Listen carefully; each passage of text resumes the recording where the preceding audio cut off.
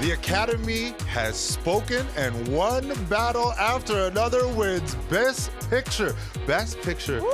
Wow. I mean, it's been the front runner all season long, but it still feels like a bit of a surprise. Plus, Michael B. Jordan gets his big win. So first, one battle after another. I mean, listen, it was suspenseful over the last couple of weeks of award season because Sinners was making a charge, especially after winning Best Ensemble at the Actor Awards. And even tonight, through the night, it was kind of like the two films were trading jabs, right? Yeah. Editing goes to one battle. Cinematography goes to Sinners. Best Actor goes to Sinners. Right. Director goes to one battle. So we were holding our breath. Yeah. We were up here saying, there's a chance, there's a chance.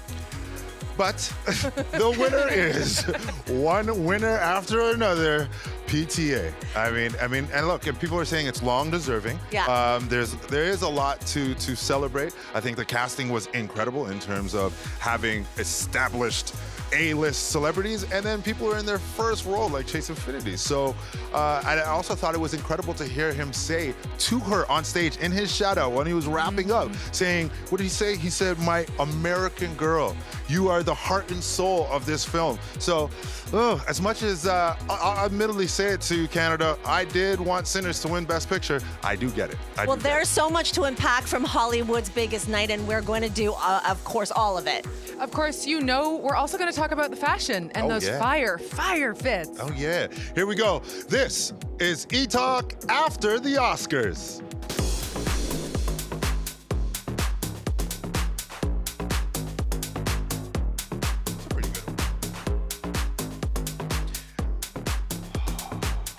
All right, well, tonight we are coming to you live from the Hollywood Roosevelt. Hi, everyone. My name is Tyrone Edwards. And I'm Lainey Louie, and we're so excited to be joined by fashion queen Lauren Chan. We love having you in the mix. Okay, I'm not the only fashion queen up here. That's not in the prompter, but I'm saying it anyways. Guys, I'm so thrilled to be here, and we really have a lot to talk about. Yes, so let's get right to it. After a strong showing for Sinners, it's one battle after another that becomes the Best Picture champ. That says a lot about what the future of Hollywood is going to look like, and I think Chase Infinity will have a lot to do with it. She's my breakout of the season. Listen, I have been yapping about her non-stop since we started researching, all the way to her hitting the end of the carpet where we were able to say hello to her thanks to Lainey Louie yelling over the balcony today. She auditioned for 6 months. This is her breakout role. She was on the Oscar stage multiple times tonight after a totally incredible award season. I think that she is the bright spot of this, and I'm so excited to see her star take off and see where she goes next. She'll be an Oscar nom next time. I mean, imagine your first film and you're working with Paul Thomas Anderson. So he was a legend in the movie industry before one battle after another. In fact, a lot of people feel like he should have won for There Will Be Blood, Magnolia. Paul Thomas Anderson, PTA, has directed some classic, beloved films. And so this is an overdue award, both in the director category and in the Best Picture category. So it's finally happened for him. One battle after another, PTA wins. I think that there are a lot of cinephiles out there who are cheering this moment because he is a cinephile favorite. Yeah, I don't know if I'm going to lose my cinephile card, but listen, we knew that this was the conversation coming into tonight and finding out the big result. But you know what? It is deserving, and I don't know that we can argue about. It's so tough, right? It is a tough one. But that's what makes it a competition. That makes it good. Our hearts were so rooting for Sinners, and that doesn't take away. It's much like what PTA said on stage, right? It doesn't take away from the win to also acknowledge the other folks in the category. Yeah. Well, I also think that, with Sinners, I think all of us were rooting for Sinners because in many ways, Sinners could be what the roadmap for Hollywood is. This is a prestige film. This is an Oscar-winning film. It won many Oscars tonight, and it was nominated for a record 16 Oscars, but it was also a blockbuster. That's the dream for this industry, the town that we're in, to make art that makes money. Yeah, 100%. And it made tons of money. And speaking of making money, I know who did that. Michael B. Jordan, who wins Best Actor for Sinners. First of all, he said, God is good.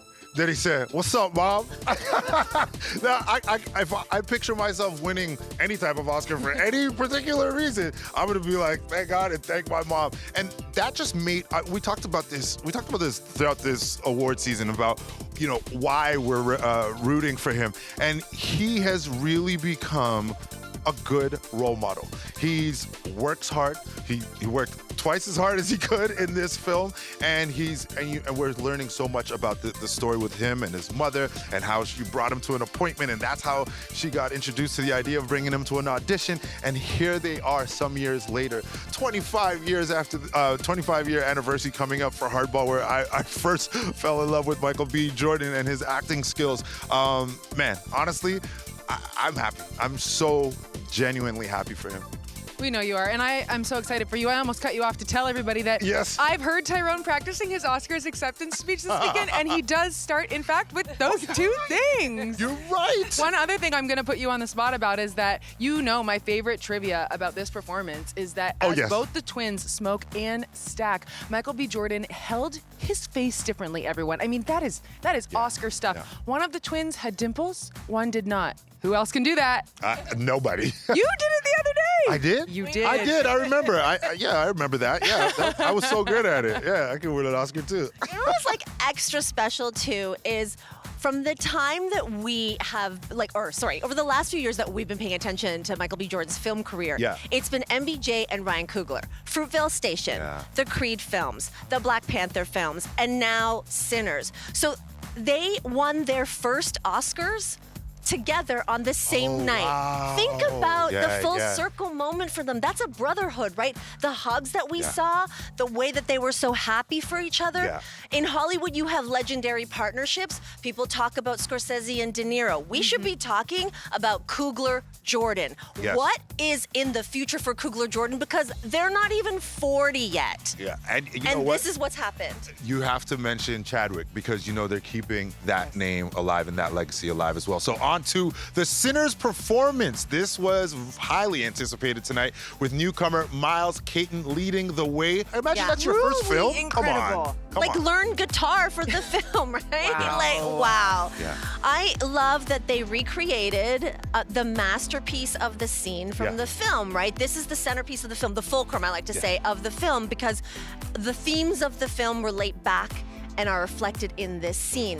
And it's about how music is transformative and universal and connects all different kinds of cultures and can be as diverse as possible, which is why you see the collection of artists across cultures. Chills. It was chills in the movie, but to see it on the Oscar stage, it was really powerful. It was something. I got the same chills when Brittany Howard started singing. I got the same chills when Misty Copeland took center stage in her ballerina outfit. Listen, that's twice since I'm a fashion girl that she took a fashion take on ballet. So here she had a red glittering suit on the carpet. Lainey and I loved that she had a tutu blazer gown on. Listen, I also have to say that I know there's a rumor going around that this performance was a rebuttal or a reaction to Timothée Chalamet saying that the ballet and the opera is on a downswing.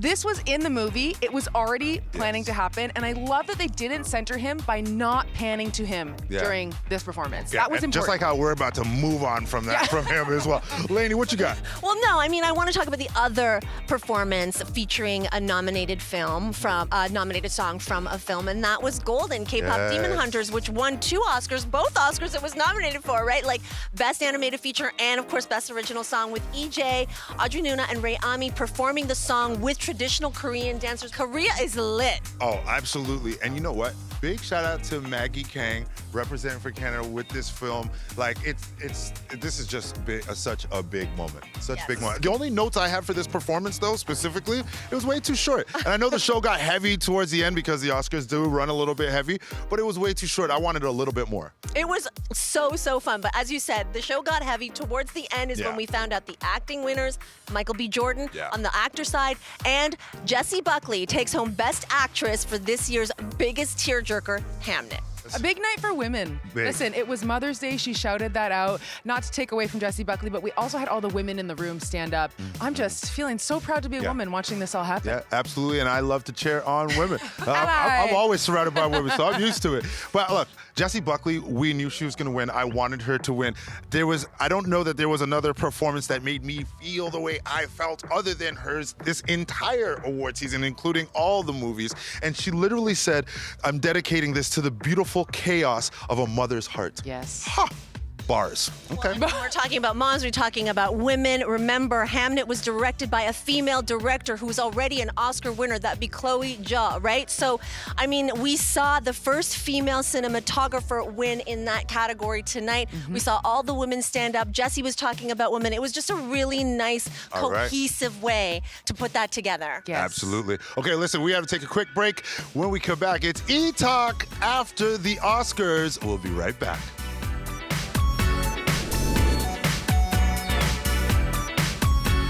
Award season deserves award-winning hair. Cue Schwarzkopf Keratin Color.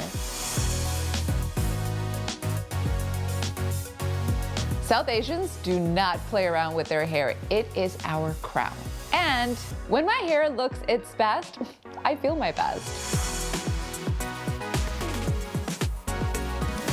I love Schwarzkopf Keratin Color because I am literally getting salon quality hair color at home. I know the color is going to be even, it's going to cover all my grays, very important, and it's going to last. Wow, not a gray inside. You don't have to be on the red carpet to look red carpet ready.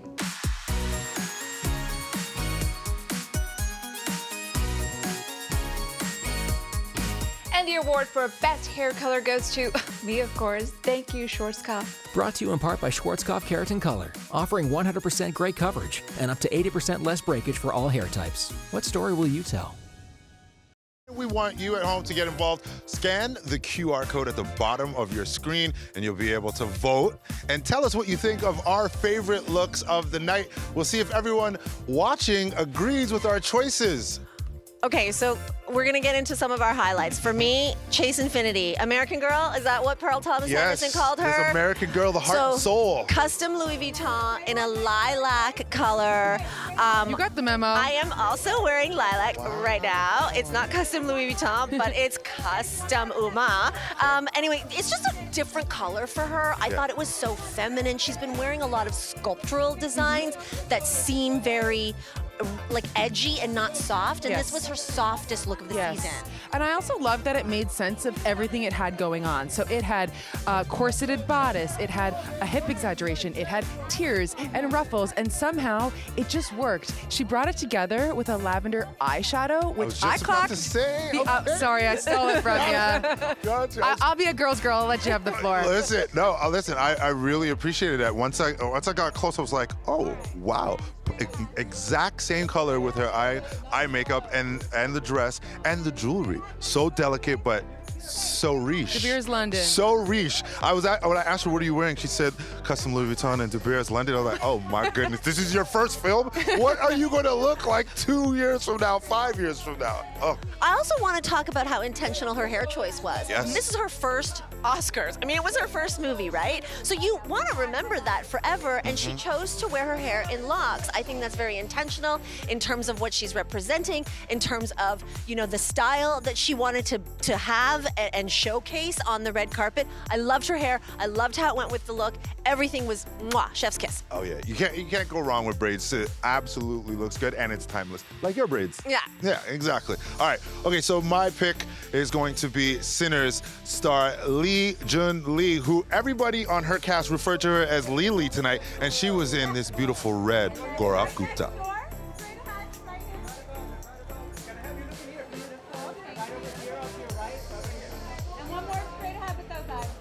Oh man. Okay, so first and foremost, once I saw this, I actually pulled my phone out of my pocket. I hardly ever do this. Once I'm on the carpet, I'm locked in. I pulled my phone out of my pocket and I took a video of the train. The train of this Gaurav Gupta red gown is beautiful. Look at this thing. Look at the way it lays on the ground. That's something I've never actually seen before. And once we got to talking about it, I said to her, I'm like, look, there seems like more of a story here. There's something so powerful about this dress. dress. And she said, I'm representing my culture. And that pride, like, we know that fashion can be fun, but it also can be intentional and also can be meaningful. And if we're talking about looking back at these photos when you're on the Oscars red carpet, when you're a part of a film that is the most Oscar-nominated film ever, you're gonna want to look back and love what you had on in those pictures, and I think she nailed it. Shout out to Lily. Shout out to Lily. And I think when Lainey and I were up on the balcony, I called it Etalk Red. Hey. So I'll just say that plug again.